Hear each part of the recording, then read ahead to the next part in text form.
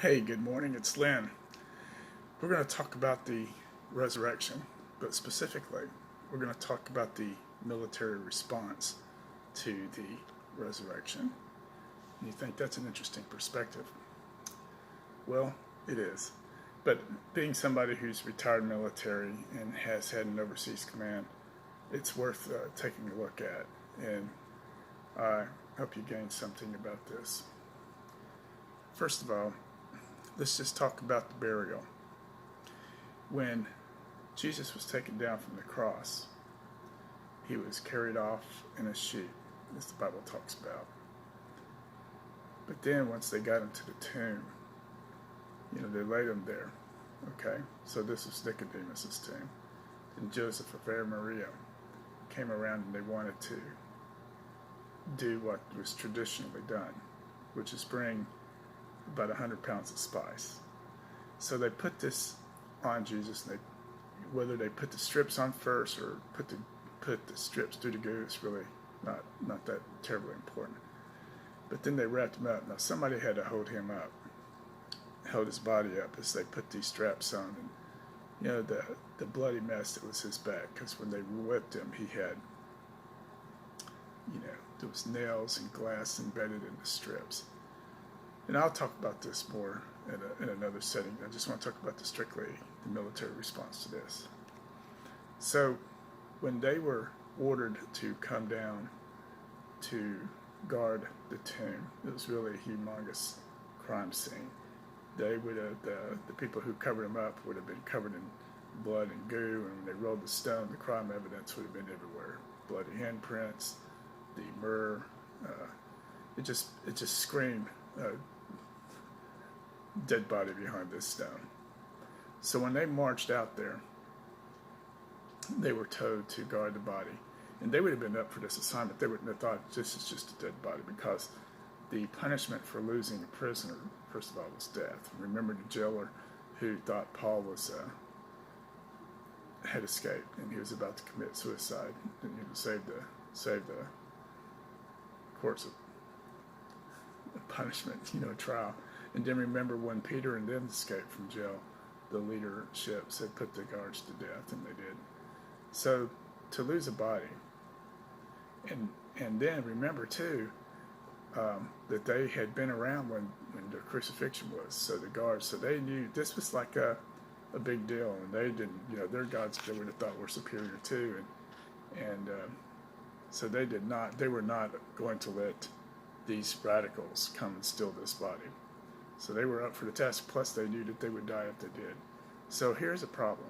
So when the body was resurrected and they fell asleep, or they actually they were, the Bible says they were like dead men, so they kind of presumed that they passed out.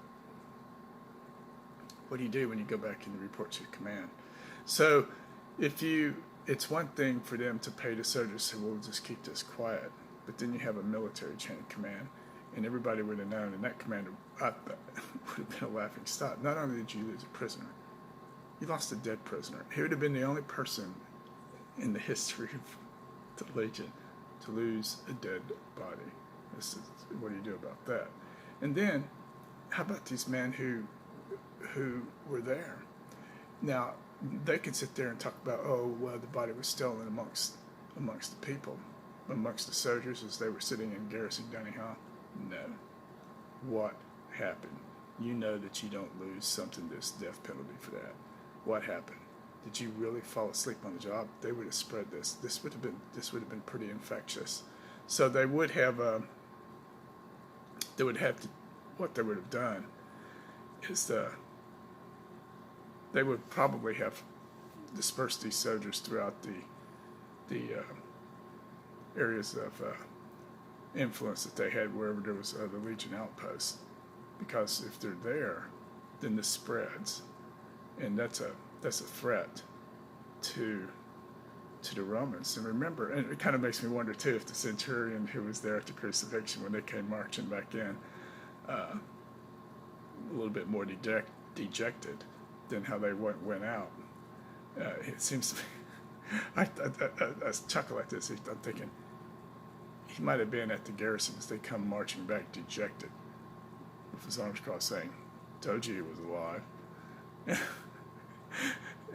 or told you he was God. So it makes me wonder about that, because this commander had a situation on his hand. He lost a prisoner. He would have been the laughing stock of the whole Roman legion.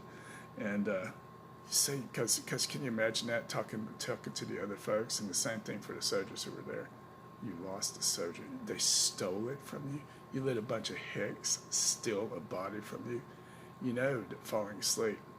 And so they couldn't have gone anywhere without looking like a bunch of fools and idiots, and even like I grieve in the spirit for saying that. So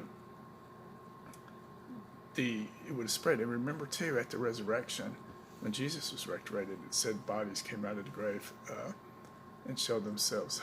Some of the holy men of God, people came out of the grave and showed themselves. That would have spread too.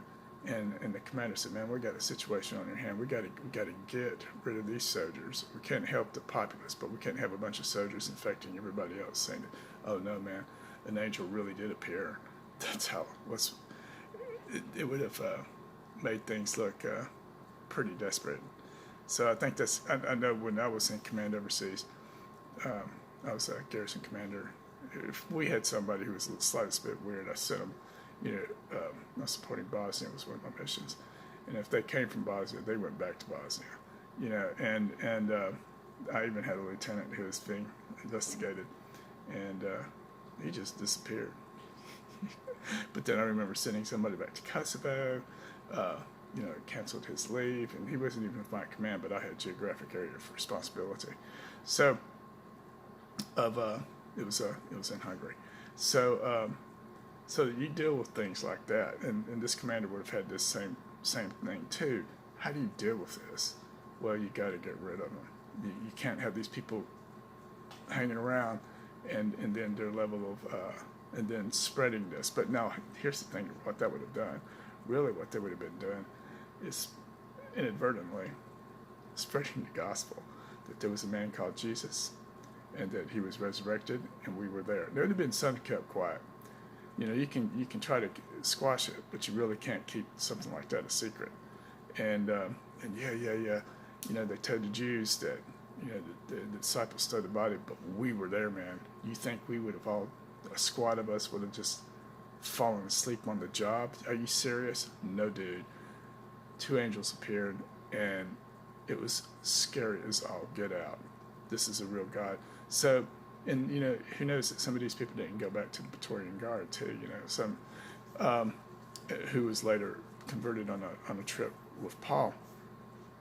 So this kind of stuff gets out, and it's really impossible to keep it a secret. It might have worked for many in the Jewish population, but what it did is it spread the gospel, and there's just no getting out of the fact something really interesting happened, something scary as all get out happened.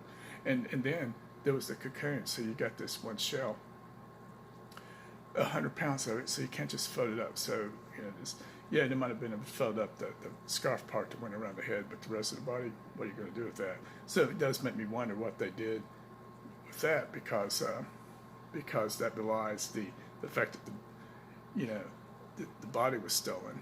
So they probably destroyed it, maybe burned it.